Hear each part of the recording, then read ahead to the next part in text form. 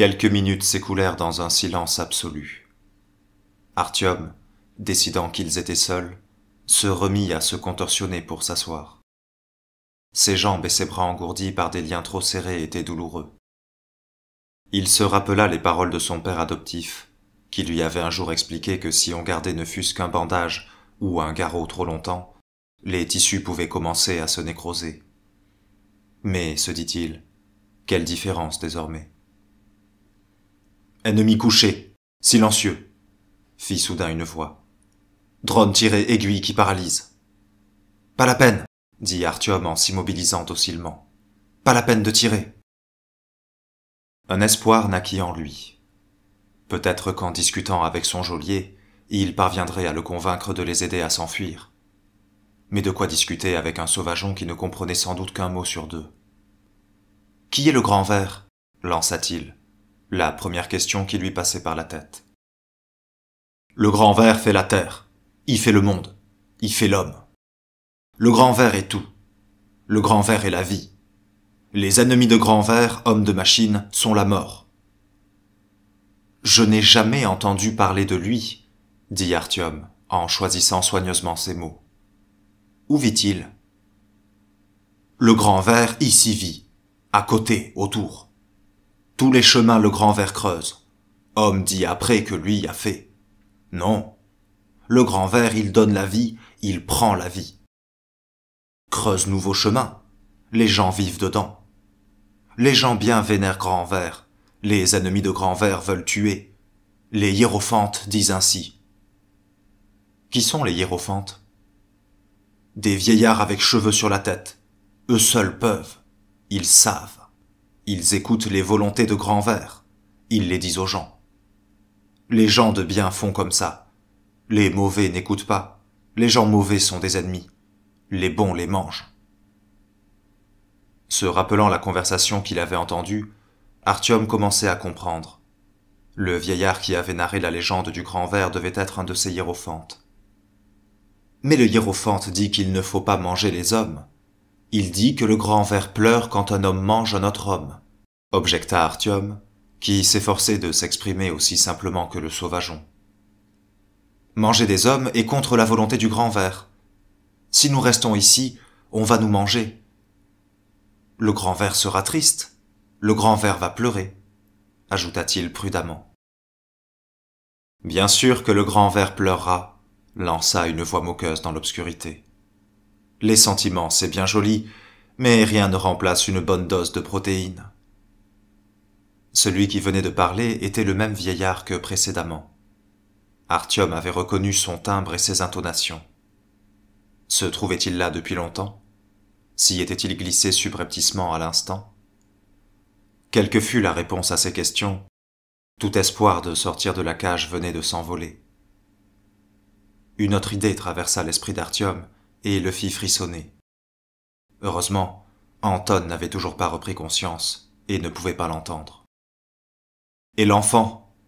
Les enfants que vous enlevez, vous les mangez aussi? Le garçon, Oleg ?»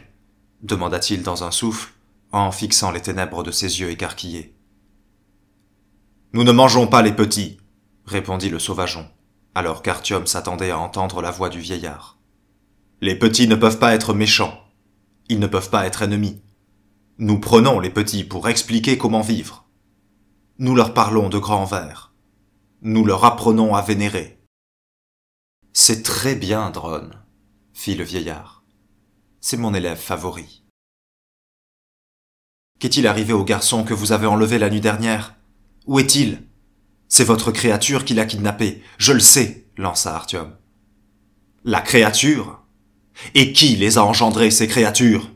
s'écria le vieillard dans une explosion de colère. « Qui est à l'origine de ces êtres muets, à 3 yeux, à 6 doigts, sans bras, mourant à la naissance et incapables de se reproduire? Qui les a privés de leur humanité, leur a promis le paradis pour les abandonner dans ce boyau aveugle de cette ville maudite? Qui est le coupable? Et qui le véritable monstre ?» Artyom se taisait. Le vieillard ne disait plus rien, lui non plus, et respirait bruyamment en essayant de se calmer. Ce fut à ce moment qu'Anton reprit connaissance. « Où est-il? demanda-t-il. Où est mon fils? Où est mon fils? Rendez-le-moi! Il se mit à crier, et, voulant se défaire de ses liens, se roula par terre en se cognant tantôt aux grilles, tantôt au mur. Voilà un homme impétueux, remarqua le vieillard, retrouvant sa voix moqueuse. Drone, calme-le. Il y eut un bruit étrange, comme si on toussa ou qu'on expirait violemment. Quelque chose siffla brièvement, et un instant plus tard, Anton redevint silencieux. Très édifiant, dit le hiérophante. Je vais aller chercher le garçon pour qu'il voie son père, et qu'il lui fasse ses adieux. Très bon garçon, soit dit en passant. Son père peut en être fier. Il résiste vraiment bien à l'hypnose. Il s'éloigna en traînant les pieds. Une porte grinça sur ses gonds. Il ne faut pas avoir peur, dit soudain leur geôlier d'une voix douce. Les gentils ne tuent pas, ne mangent pas les enfants des ennemis. Les enfants ne commettent pas de péché. On peut leur apprendre à vivre bien. Le grand ver pardonne aux enfants des ennemis. Mon Dieu, quel grand ver! Mais c'est une aberration! Pire que les sectaires et les satanistes! Comment pouvez-vous y croire? Est-ce que quelqu'un l'a jamais vu, votre grand ver? L'as-tu vu, toi? Artyom essayait de donner à sa tirade une intonation sarcastique, mais couché le nez dans la poussière, pieds et mains liés, il n'arrivait pas à y mettre beaucoup de conviction. Comme lorsqu'il attendait son exécution aux mains des néo-nazis, une certaine indifférence à son propre sort l'envahit. Il posa sa tête sur le sol froid et ferma les yeux, n'escomptant aucune réponse de son geôlier. « Il ne faut pas se moquer du grand ver. Interdit !» répondit pourtant ce dernier d'une voix tranchante. « Ça m'étonnerait, » rétorqua Artyom. « Il n'existe aucun ver.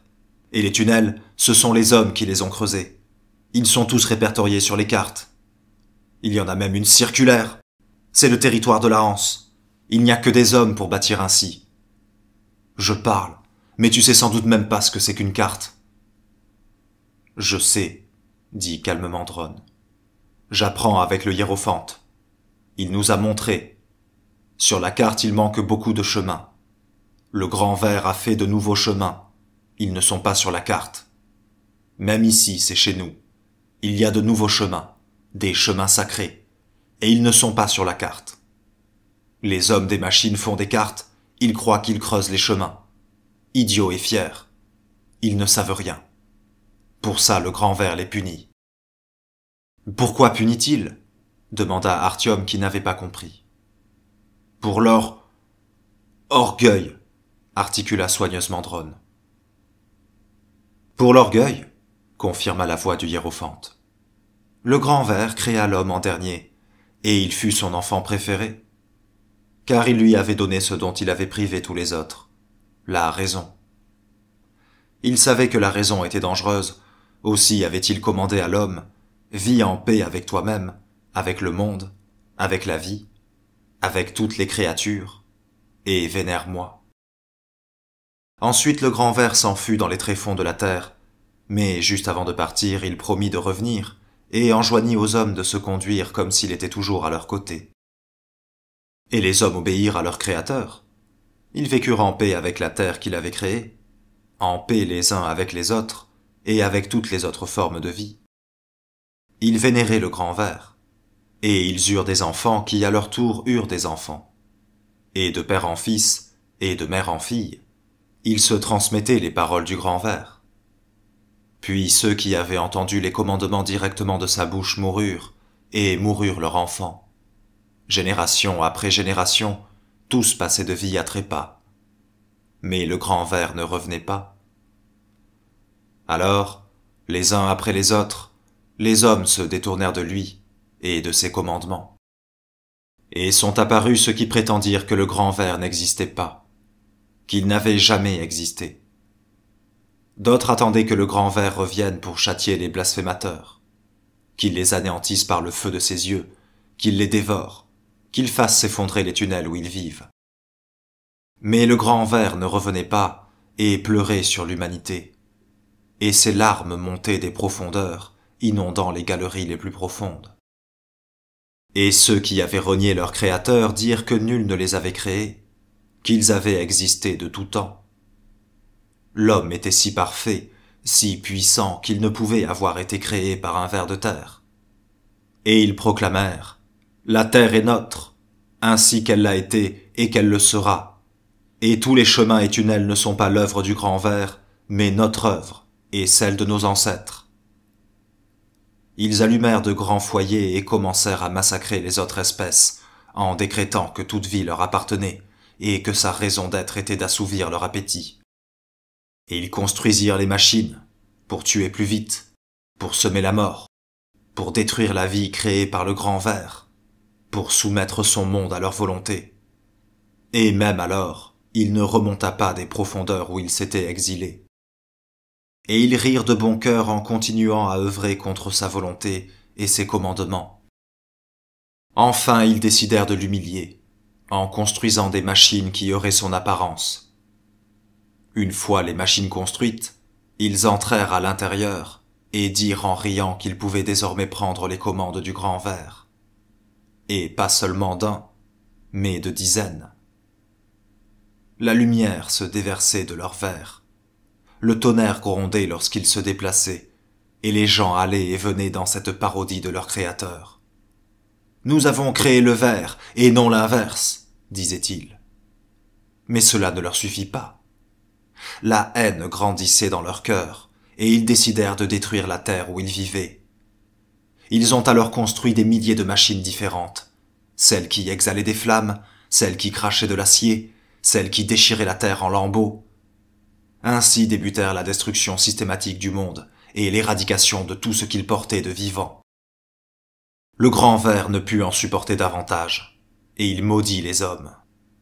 Il leur retira le don le plus précieux qu'il leur avait octroyé, la raison.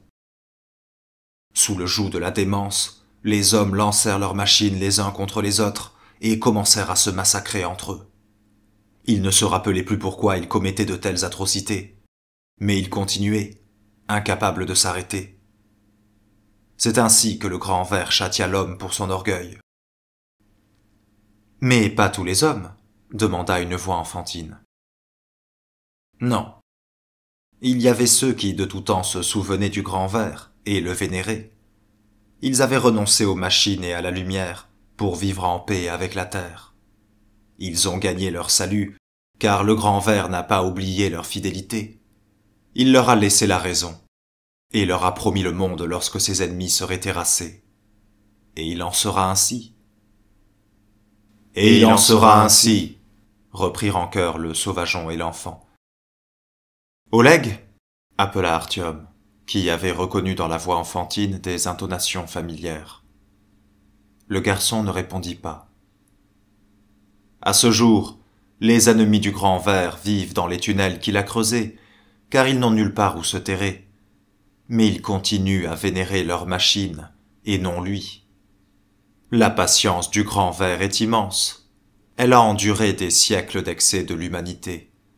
Mais elle n'est pas infinie. Il est dit que lorsqu'il portera l'ultime coup au cœur sombre du pays de ses ennemis, leur volonté sera brisée, et le monde appartiendra aux hommes de bien. Il est dit que sonnera l'heure quand le ver appellera à son aide les rivières, la terre et le vent, et la terre s'ouvrira et s'abattra le déluge, et le cœur sombre de l'ennemi sera précipité dans le néant. Alors enfin le juste connaîtra la victoire. Enfin le fidèle connaîtra le bonheur. Il n'y aura plus de maladie, et il y aura des champignons pour se rassasier, et du bétail en abondance. Une petite flamme s'anima. Artyom, qui était enfin parvenu à caler son dos contre le mur, n'était plus obligé de se tordre pour garder dans son champ de vision tous ceux qui se tenaient de l'autre côté des grilles. Au milieu de la pièce, assis par terre en tailleur, un jeune garçon lui tournait le dos. Au-dessus de lui se dressait la silhouette émaciée du hiérophante, éclairée par la flamme du briquet qu'il serrait entre ses doigts. Le sauvageon se tenait à ses côtés, la serbacane à la main, adossé au jambage de la porte. Tous les yeux étaient rivés sur le vieillard qui venait de conclure son monologue. Artyom tourna péniblement la tête vers Anton, figé dans la même posture convulsée où l'avait plongé l'aiguille paralysante. Ses yeux étaient rivés au plafond, aussi ne voyait-il pas son fils. Mais vraisemblablement, il ne perdait pas une miette de la conversation. « Lève-toi, mon fils, et observe bien ces gens, » dit le hiérophante. Le garçon sauta aussitôt sur ses jambes et se tourna vers Artyom. C'était bien Oleg. « Approche-toi d'eux. »« Les reconnais-tu » demanda le vieillard. « Oui, » acquiesça le garçon en regardant Artyom par en dessous. « C'est mon papa, et avec ce monsieur nous avons écouté vos chants, grâce au tuyau. »« Ton papa et son ami sont des gens mauvais.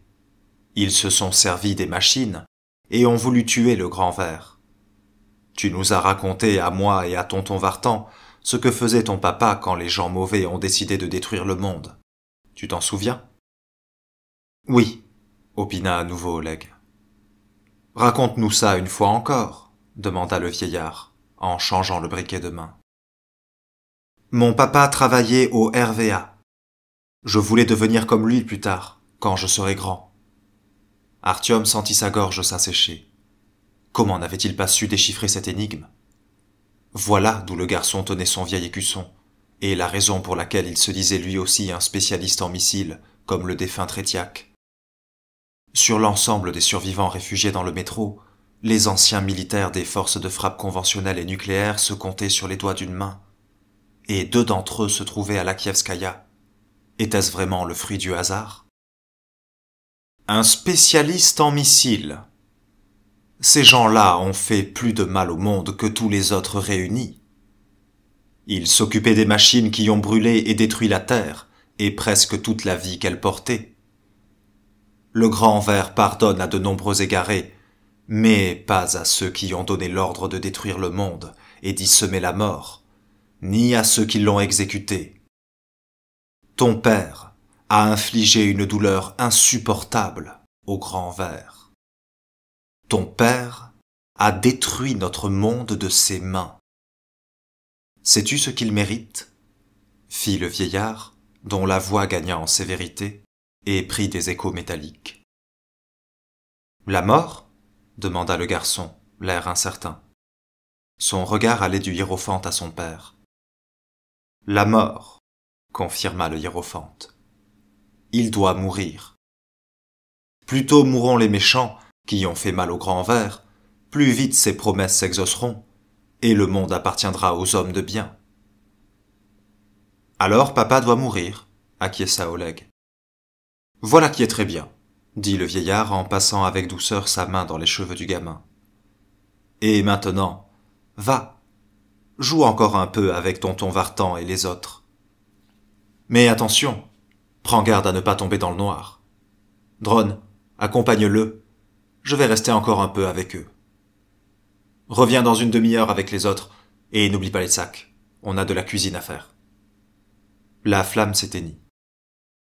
Les bruissements précipités du sauvageon et les pas légers de l'enfant s'estompèrent au loin. Le hiérophante s'éclaircit la voix.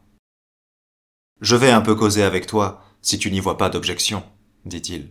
« On ne fait pas beaucoup de prisonniers, sauf les enfants, parce que les nôtres naissent chétifs et maladifs. Quant aux adultes, ceux qu'ils rapportent sont le plus souvent sourds. Je serais heureux de discuter avec eux, et eux non plus n'y verraient sans doute pas d'inconvénient. Mais voilà, on les mange trop vite. Pourquoi alors vous leur inculquez qu'il ne faut pas manger les gens, que c'est mal ? Demanda Artyom d'un air détaché. Que le ver pleure et tout le reste. Comment te dire ?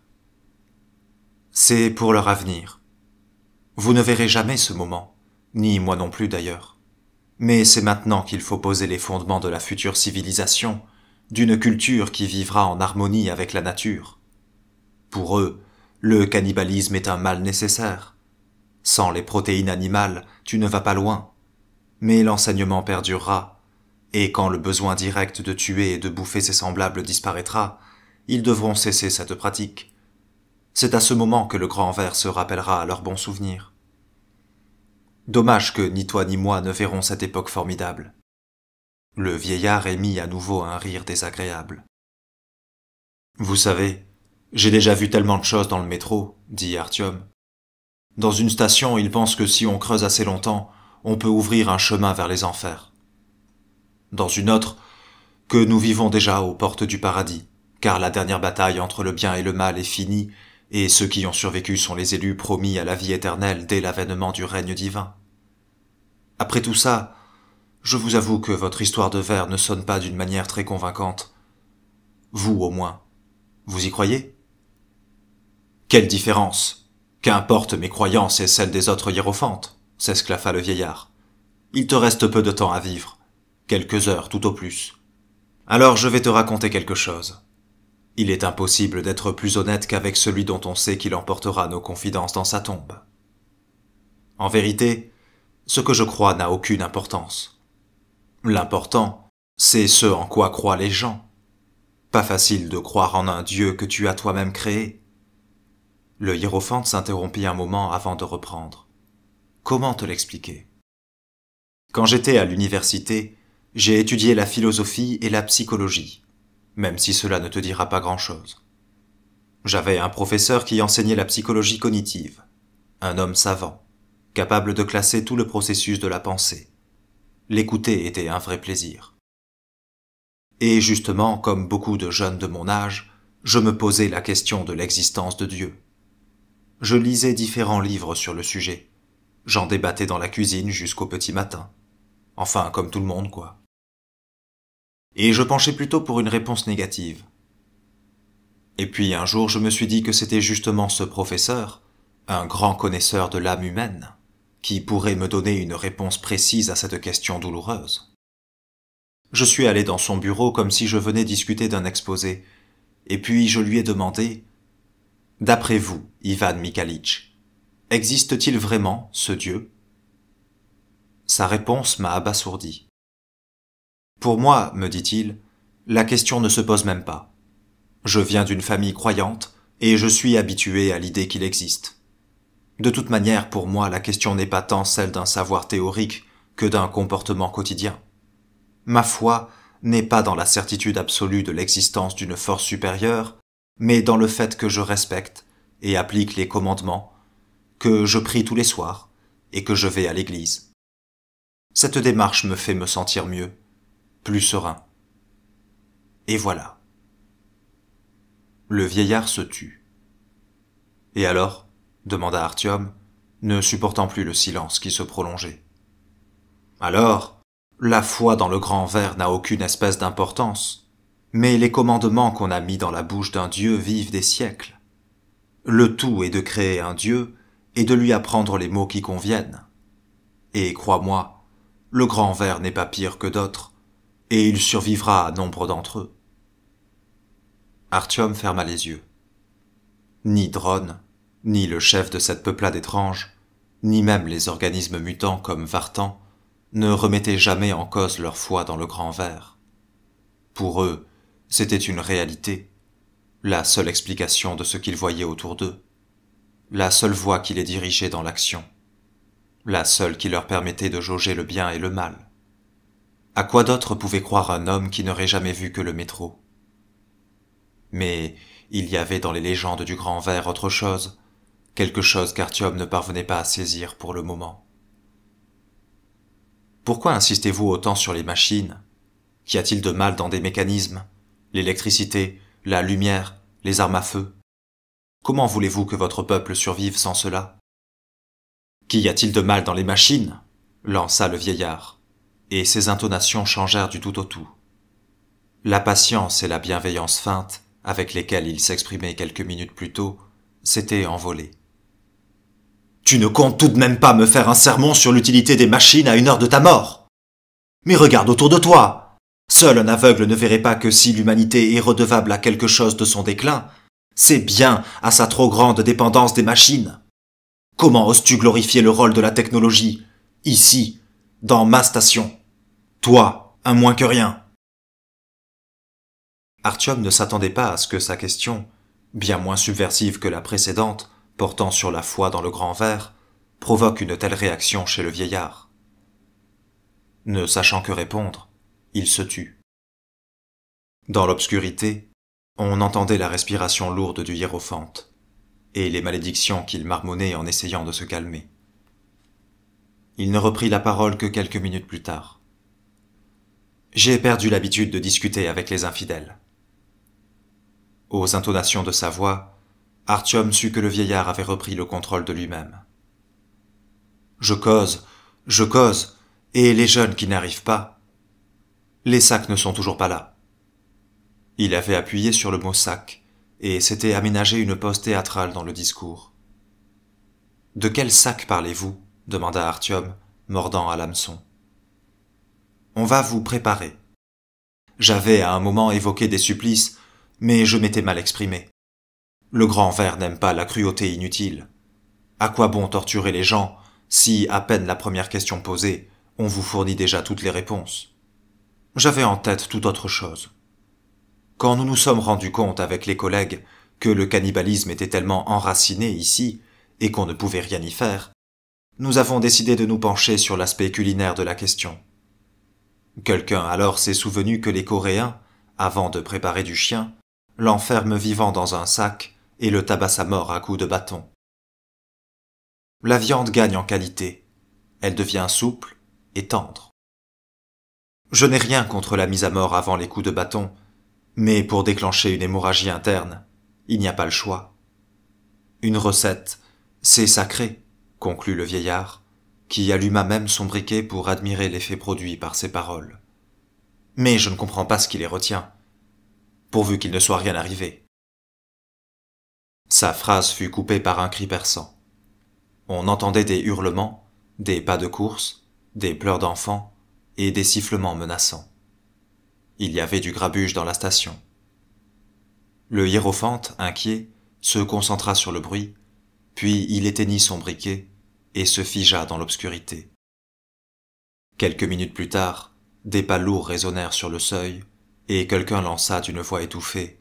« Y a quelqu'un ?»« Oui, nous sommes là, Artyom et Anton !»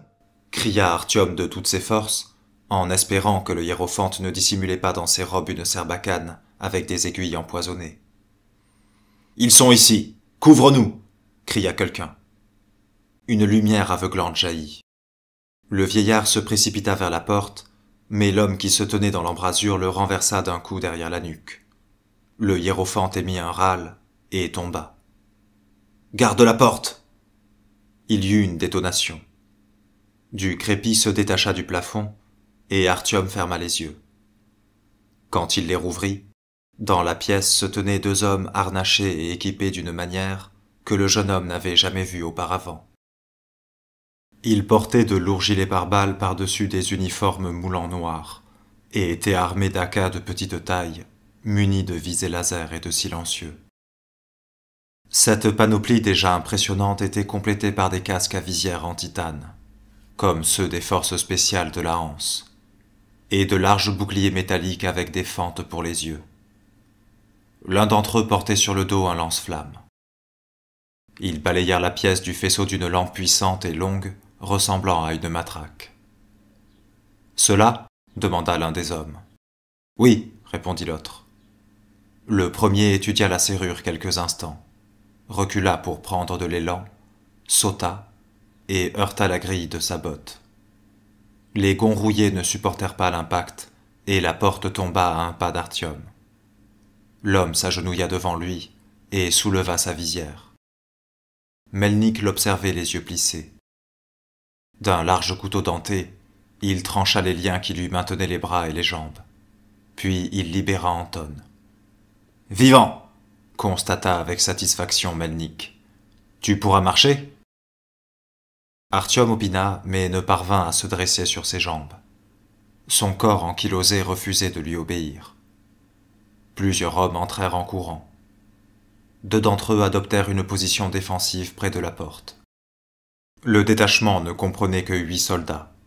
Ils étaient habillés et équipés de la même manière que les deux premiers qui avaient fait irruption dans le réduit. Mais certains portaient en plus des pardessus de cuir semblables à celui de Hunter. L'un d'eux déposa un enfant qu'il portait sous son bras, couvert de son bouclier. Le gamin se précipita dans la cage et se pencha au-dessus d'Anton. « Papa! Papa! J'ai fait exprès de leur mentir pour qu'ils me croient de leur côté, je te jure. J'ai montré au monsieur où t'étais. Pardon, papa. Papa? Réponds-moi, bafouillait-il en retenant à peine ses larmes. Anton fixait le plafond de ses yeux vitreux. Artyom craignit que la deuxième aiguille paralysante n'ait été fatale au commandant de la garde. Melnik chercha le pouls sur la carotide. « Tout va bien, conclut-il. Il est vivant. Un brancard !» Pendant qu'Artyom expliquait les effets des aiguilles empoisonnées, 2 soldats déplièrent un brancard en toile et y déposèrent Anton. Le vieillard remua sur le sol et se mit à marmonner. « C'est qui, lui ?» demanda Melnik. Informé par Artyom, il reprit. « On l'embarque. Il nous servira de bouclier. Quelle est la situation ?»« Tout est calme, » répondit le soldat qui couvrait la porte. « On retourne vers le tunnel d'où on vient, » déclara le stalker. « Nous rentrons à la base avec les blessés et les prisonniers pour interrogatoire. »« Tiens, » dit-il en jetant un AK à Artyom. « Si tout va bien, tu n'en auras pas besoin. T'as pas de protection, alors reste bien à couvert derrière nous, et tu surveilles le gamin. » Artyom opina et attrapa Oleg par la main, l'arrachant à la civière où était couché son père. « En formation de tortue !» ordonna Melnik. Les combattants formèrent instantanément un ovale de boucliers joints au-dessus duquel on ne voyait que le sommet de leur casque. De leurs mains libres, 4 d'entre eux empoignèrent le brancard. Oleg et Artyom se retrouvèrent au centre de la formation, protégés de tous côtés par des boucliers. Le vieillard prisonnier, un haillon sur la bouche, les mains liées derrière le dos, fut placé en tête du groupe. Après 2 ou 3 tentatives d'évasion qui se soldèrent par des coups de crosse dans le dos, le hiérophante cessa toute résistance et fixa le sol d'un regard morne. Les 2 premiers soldats servaient Dieu à la tortue grâce à des dispositifs de vision nocturne qui se fixaient directement sur les casques, leur laissant les mains libres. Sur un ordre, le détachement se courba et, protégeant les jambes, s'élança en avant. Coincé entre les hommes en armes, Artyom traînait par la main un Oleg qui parvenait à peine à le suivre. Il ne voyait rien et ne pouvait deviner ce qui se passait autour d'eux que par les échanges laconiques des soldats. 3 à droite, des femmes, un enfant. À gauche, dans l'arche, ils tirent. Sur le métal des boucliers résonnèrent des aiguilles. Descends-les. Des claquements discrets d'armes automatiques répondirent aux agresseurs. Voilà, 1, 2, on bouge, on bouge. Lomotov, derrière toi. Des tirs à nouveau. Pas là, on peut pas passer. Tout droit, tiens l'otage. Merde, juste devant les yeux. Stop, on s'arrête. Qu'est-ce qu'il y a? C'est bloqué. 40 hommes. Barricade. À quelle distance? 20 mètres. Ils ne tirent pas. Ils nous contournent? Quand est-ce qu'ils ont eu le temps de dresser des barricades? Une pluie d'aiguilles s'abattit sur les boucliers. Un ordre fusa et tous posèrent un genou à terre. Artyom se pencha sur le gamin pour le protéger. Le brancard fut posé et les tirs redoublèrent. Pas de riposte, on attend. J'en ai une dans la botte. Prépare les lampes. À 3, on allume et on tire. Ceux avec la VN. Choisissez vos cibles, maintenant. 1. Ça chauffe. 2. 3. Simultanément, plusieurs lampes torches puissantes s'allumèrent, et les kalachnikovs entrèrent en action. Quelque part devant eux, on entendit les cris et les râles des mourants. Puis le feu cessa brusquement. Artyom tendit l'oreille. Là, un drapeau blanc. Est-ce qu'ils se rendent? Cessez le feu. Nous allons parler. Sortez l'otage. Bouge plus, connard. Tu vas où? Je le tiens. Malin, le pépé. Nous tenons votre hiérophante. Laissez-nous partir, cria Melnik. Laissez-nous repartir dans le tunnel. Je répète, laissez-nous passer. Alors, qu'est-ce qui se passe? Pas de réaction. Silence. Ils nous comprennent au moins? Éclairez le mieux. Laissez-moi voir. Puis les pourparlers cessèrent. C'était comme si les combattants étaient absorbés dans leurs pensées. D'abord ceux qui étaient devant, ensuite ceux qui couvraient l'arrière. Un silence tendu et mauvais enveloppa la station. « Qu'est-ce qui se passe » demanda Artyom, inquiet. Nul ne lui répondit. Les hommes du détachement avaient cessé tout mouvement. Artyom sentit la petite main du garçon moite d'inquiétude serrer la sienne. Il était secoué de tremblement. « Je sens qu'il les regarde, » souffla Oleg. « Relâchez l'otage, » dit soudain Melnik. « On relâche l'otage, » lui répondit un des hommes. Alors Artyom se redressa et regarda par-dessus les boucliers et les casques. À 10 pas devant lui, au croisement de 3 faisceaux de lampes torches, sans sourciller ni se masquer les yeux, se tenait la haute silhouette d'un homme portant un torchon blanc dans ses mains émaciées. À cette distance, on voyait précisément les traits de son visage, trop précisément. C'était une créature semblable à Vartan, qu'il avait interrogé quelques heures plus tôt. Artyom plongea à couvert des boucliers et arma son haka. La scène qu'il venait de voir flottait toujours devant ses yeux, effroyable et ensorcelante à la fois. Elle lui avait rappelé l'espace d'un instant un vieux livre, contes et mythes de la Grèce antique, qu'il aimait feuilleter quand il était enfant. Une des légendes parlait d'un être à l'apparence humaine, dont un seul regard suffisait à pétrifier les plus grands guerriers. Il prit une profonde inspiration, rassembla toute sa volonté, et s'interdisant de regarder le visage de l'hypnotiseur, bondit tel un diable à ressort au-dessus des boucliers, et pressa la détente. Après l'étrange combat presque silencieux que se livraient les deux camps, les uns à l'aide de Serbacane, les autres avec des armes munies de silencieux, la rafale de la Kalachnikov parut secouer les fondations mêmes de la station. Malgré la certitude d'Artyom de faire mouche à cette distance, ce qu'il redoutait le plus se produisit. Si incroyable que cela pût paraître, la créature était parvenue à deviner son mouvement. À peine sa tête avait-elle dépassé la ligne des boucliers que le regard d'Artyom fut pris au piège par ses yeux morts. Il eut à peine le temps de presser la détente qu'une main invisible dévia son tir. La rafale manqua sa cible, sauf une balle qui vint se loger dans l'épaule de la créature. Un hurlement strident sortit de sa gorge avant qu'elle ne plonge dans les ténèbres. « On n'a que quelques secondes, » pensa Artyom. « Seulement quelques secondes. » Quand le détachement de Melnik investissait la station Park Pobedi, il bénéficiait de l'effet de surprise.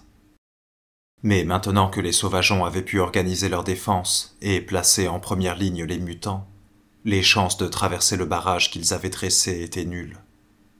La seule option qui restait, c'était la fuite par un autre chemin. Dans sa tête fusa le souvenir des paroles de son geôlier à propos des tunnels qui quittaient la station et qui ne figuraient sur aucun plan. « Est-ce qu'il y a d'autres tunnels par ici » demanda-t-il à Oleg. « Il y a une station là-bas après la correspondance, pareille que celle-ci, comme un reflet dans un miroir, » répondit le gamin en agitant la main. « Nous avons joué là-bas. Là-bas, il y a d'autres tunnels comme ici, mais on nous a interdit d'y aller. »« Retraite ! Vers la correspondance !» hurla Artyom, en essayant de contrefaire la voix basse autoritaire de Melnik. « Et quoi encore ?» rugit le stalker mécontent. Il semblait reprendre ses esprits. Artyom le saisit par l'épaule. « Vite, ils ont un hypnotiseur !» lâcha-t-il dans un souffle. « Nous ne pourrons pas passer. Il y a une autre sortie, après la correspondance. »« C'est vrai, une station double. On se replie !» lança le stalker d'une voix décidée. « Gardez la barricade en ligne de mire. On recule pas à pas. » Les autres s'ébranlèrent lentement, comme sortant d'un rêve. Aiguillonnant ses hommes de ses ordres incessants, Melnik parvint à reformer le détachement et amorcer la retraite avant qu'une nouvelle pluie d'aiguilles ne s'abatte sur eux. Quand ils commencèrent l'ascension des escaliers de la correspondance, le combattant qui fermait la marche cria et porta la main à son mollet. À la lueur des lampes torches, Artyom le vit faire encore quelques pas. Puis le blessé fut secoué d'une violente contraction. Il pivota sur lui-même avant de s'effondrer. Le détachement fit halte. Sous couvert de leurs boucliers, 2 hommes se portèrent au secours de leurs camarades, mais il était trop tard. Son corps prenait déjà une teinte violacée et ses lèvres se couvraient d'écume. Artyom savait ce que cela signifiait, tout comme semblait le savoir Melnik. « Prends son bouclier, son casque et son arme. Vite !» ordonna-t-il à Artyom. Puis à l'intention des autres. « Retraite ! Retraite !» Le casque était maculé de l'écume répugnante, et l'idée de toucher la tête du mort révulsait Artyom. Ne prenant que le bouclier et la kalachnikov, il tira une rafale circulaire dans l'espoir de tenir à distance leur ennemi fondu dans les ombres. Puis il prit la place qui était désormais la sienne, en queue de peloton, et s'abritant derrière le bouclier, il suivit ses compagnons. Il courait presque maintenant. Quelqu'un lança une grenade fumigène, et profitant du chaos, le détachement descendit sur les voies. Un deuxième soldat poussa un cri de surprise et s'abattit. Ils ne furent plus que 3 à porter le brancard. N'osant pas quitter le couvert de son bouclier, Artyom lâcha quelques rafales derrière lui au jugé. Ils ne furent soudain plus la cible des aiguilles, même si les bruits de pas et de voix attestaient la présence proche de leurs poursuivants.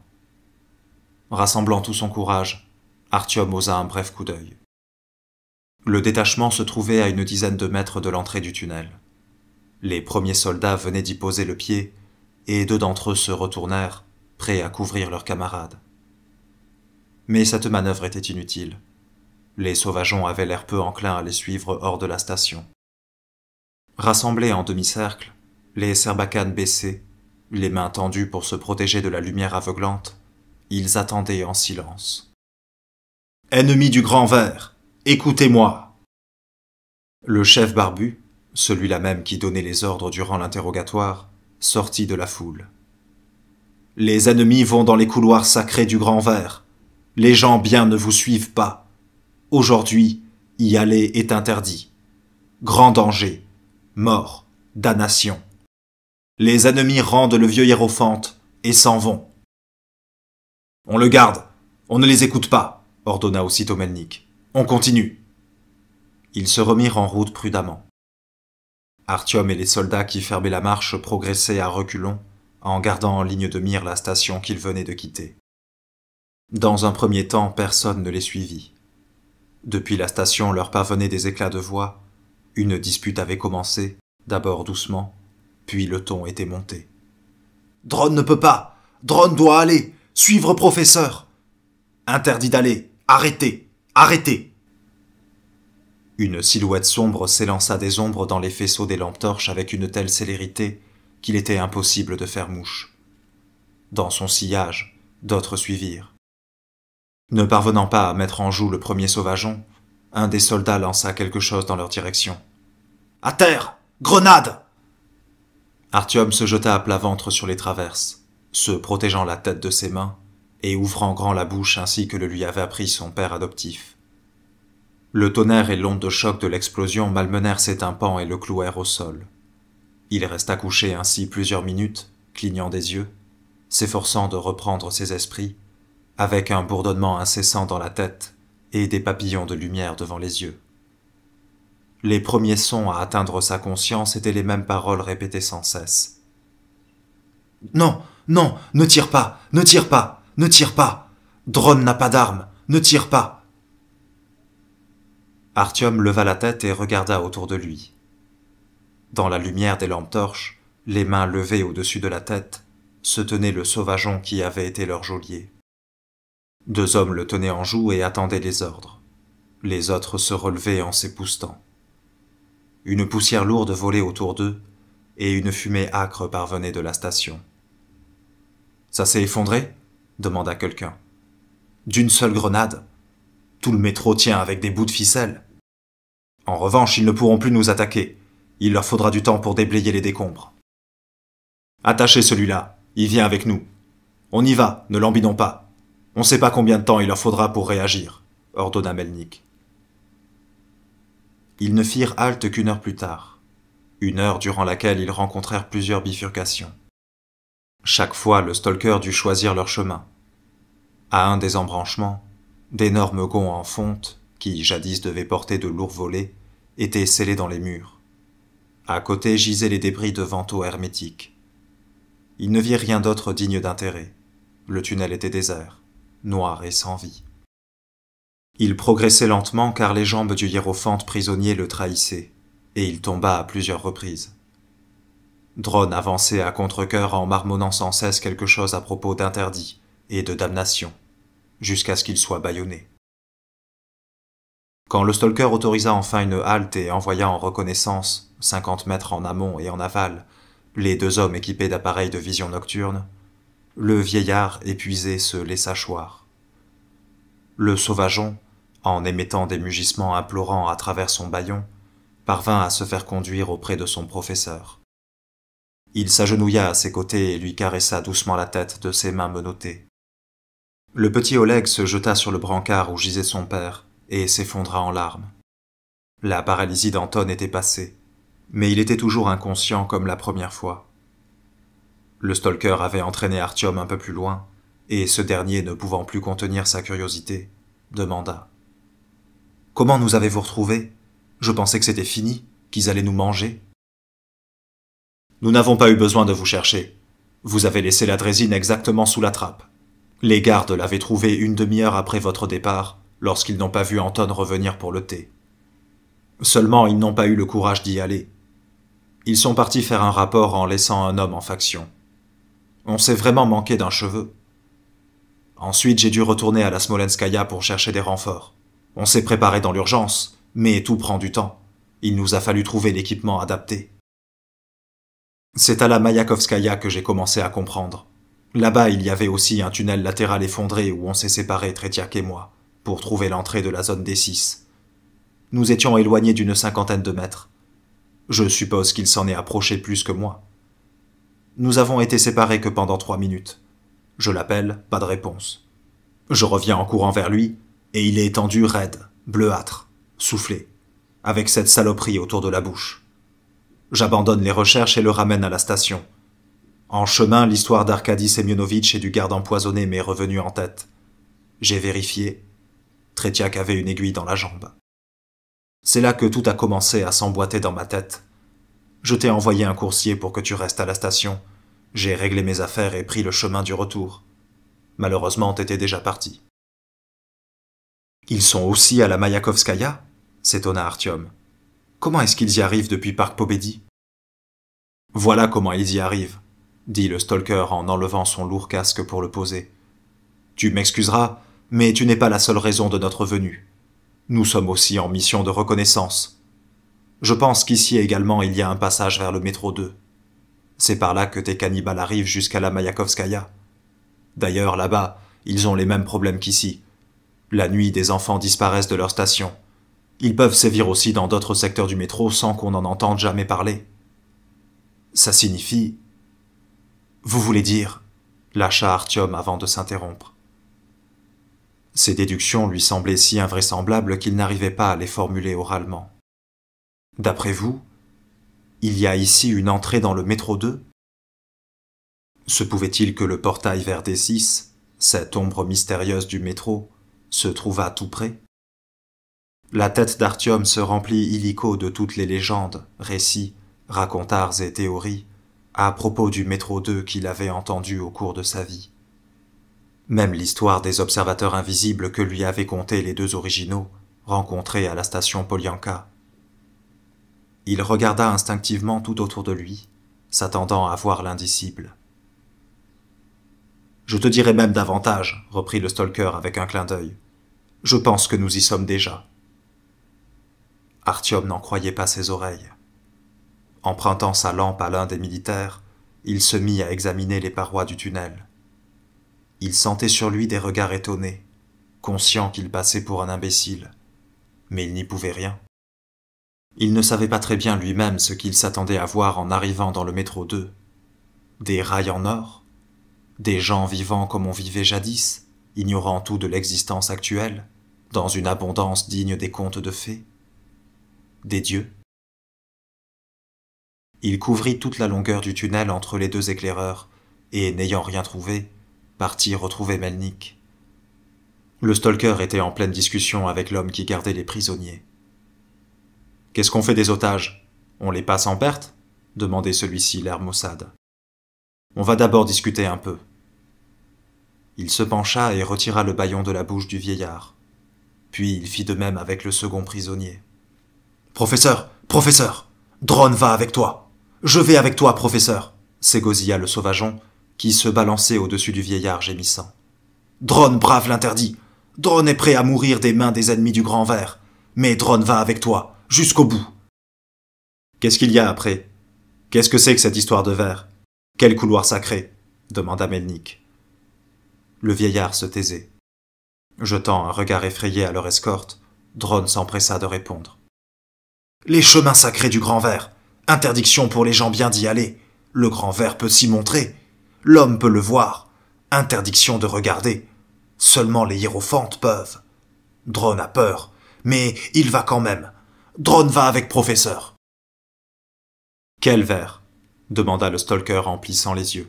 « Le Grand Ver, le créateur de la vie, » expliqua Dron. « Plus loin les chemins sacrés. Pas tous les jours on peut y aller. Il y a des jours interdits. Aujourd'hui, jour interdit. Si tu vois le Grand Ver, tu tombes en cendres. Si tu l'entends, tu es maudit. Tu mourras vite. Tous le savent. Les vieux le disent. »« Ils sont tous aussi dégénérés là-bas » demanda le stalker à Artyom. « Non, » dit Artyom en secouant la tête. « Parlez donc avec le vieillard. »« Votre éminence, » fit le stalker au hiérophante en s'adressant à lui d'un ton railleur. « Vous me pardonnerez, j'espère, je ne suis qu'un vieux soldat. Je ne maîtrise pas du tout la langue noble au registre soutenu. Mais dans votre royaume, il est un endroit que nous cherchons. Comment le dire au mieux? Ils sont gardés? Des traits de feu?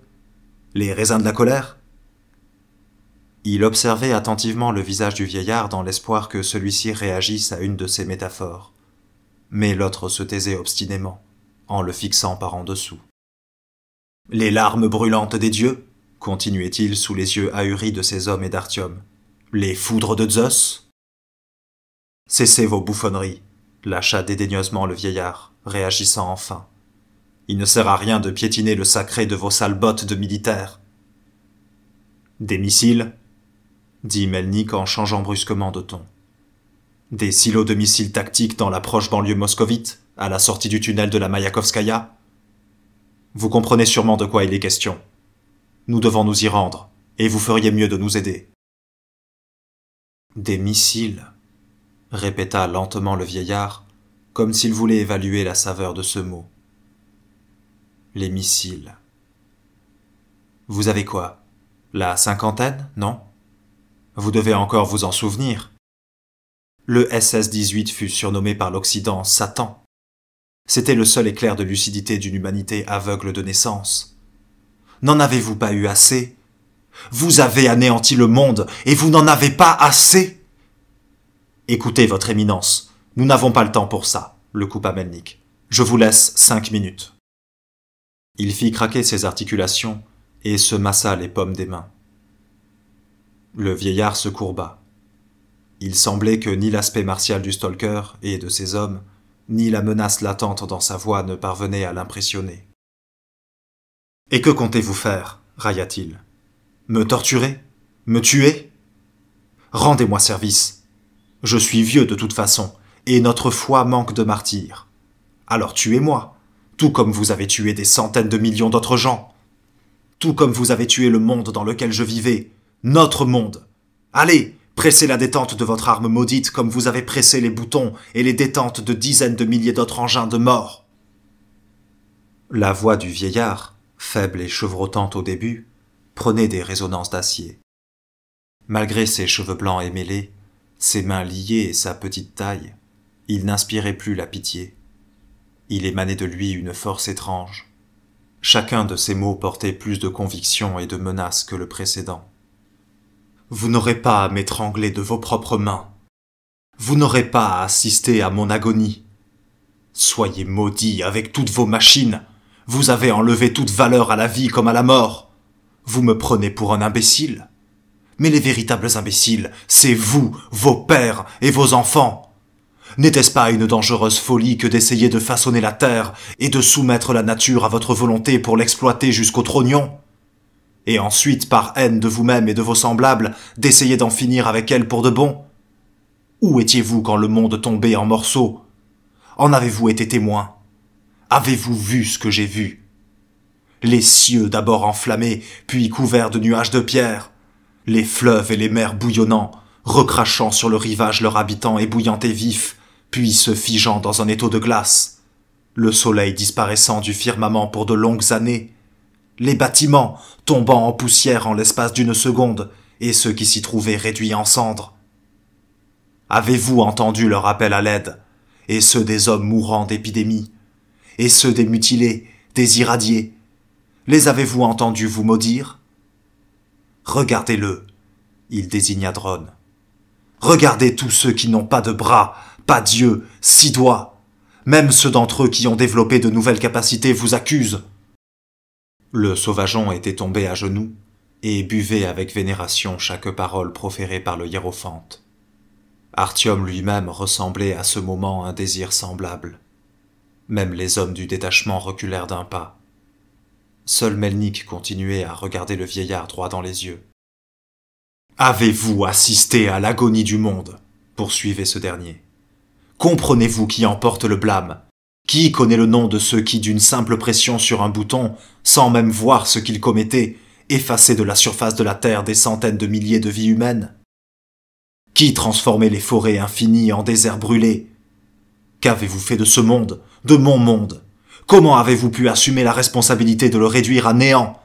La Terre n'a jamais porté pire mal que votre civilisation mécanique, cette civilisation qui opposait à la nature des machines inanimées. Cette civilisation qui s'est évertuée à écraser, bouffer et digérer le monde, mais qui a fait le pas de trop, qui l'a mené à sa propre destruction. Votre civilisation est un cancer, une amibe gigantesque qui absorbe tout ce qui est utile et nourrissant pour ne rejeter que des déchets empoisonnés et puants. Et à nouveau, vous voulez des missiles? Vous avez besoin de l'arme la plus dangereuse jamais conçue par une civilisation d'assassins? Pourquoi? Pour achever ce que vous avez commencé? Pour opprimer les derniers rescapés? Pour prendre le pouvoir? Assassins! Je vous hais tous! Cria-t-il dans un état proche de la transe, s'interrompant brusquement, étouffé par une quinte de toux. Personne ne souffla mot. Sa toux s'apaisa, et il reprit. « Mais votre heure a sonné, et même si je ne vis pas jusqu'à ce jour, d'autres viendront prendre votre place, d'autres qui comprennent les dangers de la technologie, ceux qui peuvent vivre sans elle. Vous êtes frappé de dégénérescence, et votre fin est proche. Quel dommage que je n'assiste pas à votre agonie. Mais nous élèverons des enfants qui en seront témoins. L'humanité se repentira d'avoir, dans son orgueil, détruit tout ce qui lui était cher. Après des siècles de tromperie et d'illusions, elle apprendra enfin à distinguer le bien du mal, la vérité du mensonge. Nous éduquerons ceux qui peupleront la terre après vous. Et pour que votre agonie ne dure pas trop longtemps, bientôt nous planterons le poignard de la miséricorde dans votre cœur, dans le cœur débile de votre civilisation en décomposition avancée. Ce jour est proche. » Il cracha aux pieds de Melnik. Le stalker ne répondit pas tout de suite. Il jaugeait le vieillard qui tremblait de rage. Puis, croisant les bras sur le torse, il demanda avec curiosité. « Et alors vous avez imaginé une espèce de grand ver et inventé des histoires dans le seul but d'inculquer à votre peuple la haine de la technologie et du progrès? Taisez-vous! Qu'est-ce que vous savez de ma haine pour votre maudite technologie? Qu'est-ce que vous comprenez aux hommes, à leur espoir, leur but et leurs besoins? Il manquait justement à l'humanité un tel Dieu, ce Dieu que nous avons créé. Si les anciennes divinités ont laissé l'humanité plonger dans l'abîme et ont péri avec ce monde, à quoi bon les ressusciter? Dans chacune de vos paroles, j'entends la morgue, le mépris et l'orgueil qui ont conduit l'humanité au bord du gouffre. Et même si le grand ver n'existe pas, même si nous l'avons inventé, vous aurez très bientôt l'occasion de vous convaincre que notre Dieu, créé de toutes pièces, est bien plus puissant que vos habitants des cieux, ces idoles déchues, brisées en 1000 morceaux. Vous vous moquez du grand ver, riez, mais vous ne serez pas les derniers à rire. « Il suffit, bâillonnez-le, » ordonna le stalker. « On le garde en vie, il peut encore nous servir. » En dépit de sa résistance et des injures proférées par le vieillard, il fut à nouveau bâillonné. Le sauvageon, que 2 hommes retenaient par précaution, ne manifestait aucune compassion. Il se tenait silencieux, les épaules tombantes, ses yeux éteints rivés sur le hiérophante.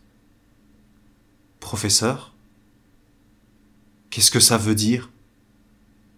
Il n'y a pas de grand verre? Articula-t-il à grand-peine. Le vieillard ne lui accorda même pas un regard. Qu'est-ce que ça veut dire? Le professeur a inventé le grand verre? Fit Drone d'une voix monocorde en balançant la tête. Le hiérophante ne répondait pas. Toute son énergie vitale et toute sa volonté, se disait Artyom, lui avaient servi à marteler son discours. Et maintenant qu'il avait craché toute sa haine et tout son mépris, il était tombé dans un état de prostration. « Professeur, professeur, le grand verre existe. Tu mens. Pourquoi? Tu ne dis pas la vérité pour tromper les ennemis. Il existe. Il existe. » Soudain, Drone émit des gémissements sourds et terrifiants.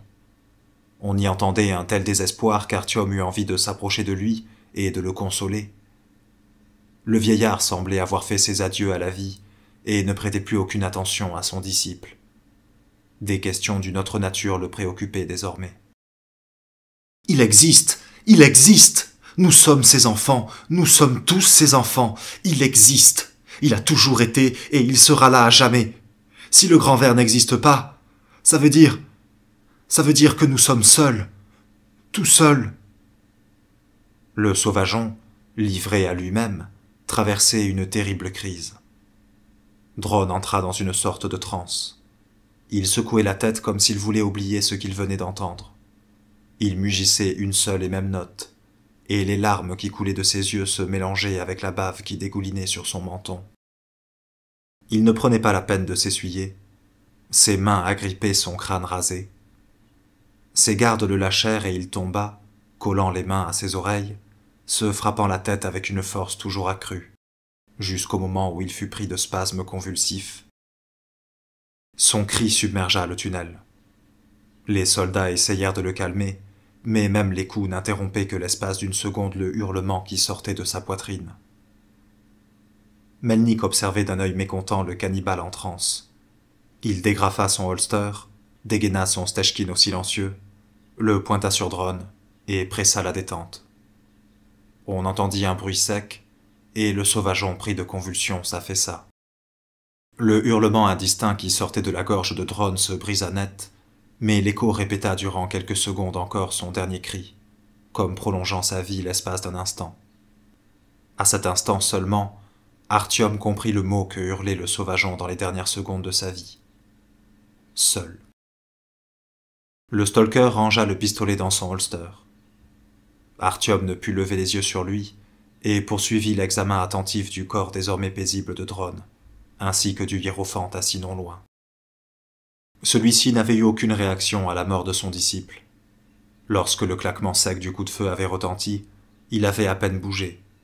Puis, après un bref regard vers le cannibale, il s'était détourné avec indifférence. « On continue », ordonna Melnik. « Avec un tel raffut, la moitié du métro sera là dans peu de temps. » Le détachement se rassembla aussitôt. Artyom fut placé en queue de peloton, avec une lampe puissante et le gilet pare-balles d'un des soldats qui portait la civière. En 1 minute, ils quittèrent les lieux pour s'enfoncer dans les profondeurs des tunnels. Artyom ne représentait pas le meilleur choix pour l'arrière-garde. Il peinait à poser un pied devant l'autre, trébuchait régulièrement sur les traverses et regardait d'un air impuissant le dos des soldats qui marchaient devant lui.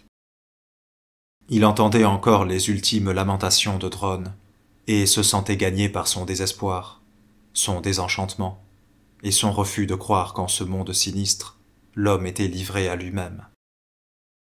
Étrangement, il lui avait fallu percevoir l'inconsolable tristesse du sauvageon face à la perte d'une divinité absurde, inventée de toutes pièces, pour commencer à comprendre ce sentiment universel de solitude qui nourrissait la foi humaine. En marchant dans ce tunnel sans vie, il ressentait lui-même quelque chose de semblable. Si le stalker avait raison et qu'il s'enfonçait depuis plus d'1 heure dans les tréfonds du métro 2, alors cette infrastructure mystérieuse n'était qu'une prouesse de l'ingénierie, abandonnée depuis longtemps par ses maîtres, envahie par des cannibales à moitié fous et leurs prêtres fanatiques. Les soldats échangèrent des paroles à voix basse. Le détachement entrait dans une station déserte à la configuration plus qu'inhabituelle. Un quai court, Un plafond bas, des colonnes très épaisses en béton armé, et des murs couverts de faïence plutôt que de marbre attestaient que l'esthétique y importait peu, et que le seul objectif de ses concepteurs était d'en protéger au mieux les usagers. Les lettres de bronze ternies par le temps composaient sur le mur un mot abscon, Sovmin. Un peu plus loin était inscrit Dom Pravilsta, RF. Artyom savait parfaitement qu'il n'existait aucune station de ce nom dans le métro, ce qui ne pouvait signifier qu'une chose. Ils en avaient quitté le périmètre depuis longtemps. Melnik ne semblait pas vouloir s'éterniser dans cet endroit. Il parcourut rapidement du regard les environs, échangea quelques brèves paroles avec ses hommes, et le détachement se remit en marche. Artyom se sentait gagné par un sentiment étrange qu'il aurait été bien en peine de traduire par des mots. C'était comme si, pour son anniversaire, son père lui avait offert un présent enrobé de papier brillant, mais qu'une fois l'emballage défait, il n'y avait trouvé que quelques journaux. Les observateurs invisibles s'évaporaient devant ses yeux. Ils perdaient la formidable aura de mystère pour devenir de simples statues fantasmagoriques d'une antiquité révolue, illustrant d'anciens mythes qui tombaient en poussière sous l'assaut de l'humidité et des courants d'air des tunnels. Et avec eux, d'autres croyances qu'il avait rencontrées durant ses pérégrinations s'abîmaient dans le néant. Devant ses yeux, le métro dévoilait le plus grand de tous ses secrets. Artyom foulait le sol de D6, qu'il avait entendu appeler le mythe d'or du métropolitain. Mais en lieu et place d'une exaltation angoissée, il n'éprouvait qu'une inexplicable amertume. Il commençait à comprendre que la beauté de certains mystères résidait dans le fait qu'ils restaient impénétrables, et que certaines questions devaient demeurer sans réponse.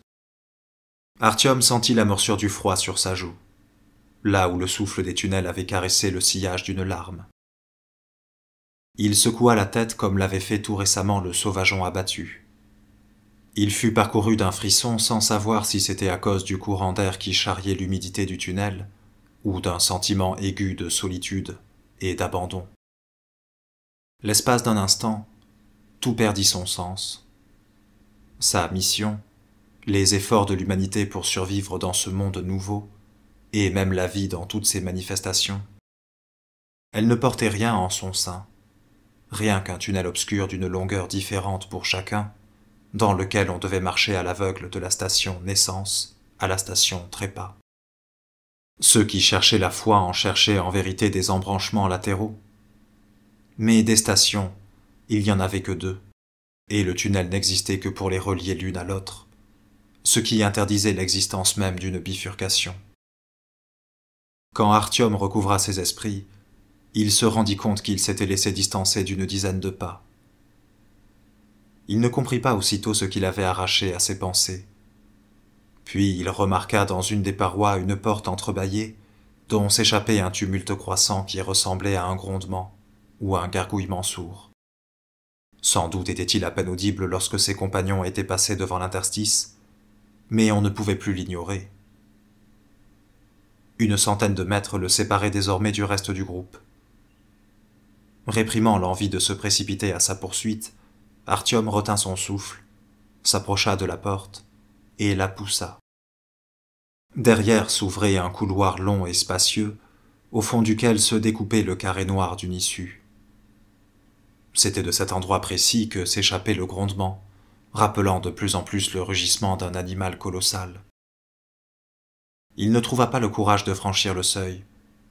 Il restait là, à l'autre extrémité du couloir, ensorcelé, les yeux rivés sur le néant obscur devant lui, écoutant le bruit qui gagnait en puissance. Soudain, quelque chose de flou et d'immense, qui se ruait à pleine vitesse en avant, défila devant ses yeux. Artyom bondit en arrière, rabattit la porte et courut à la suite du détachement.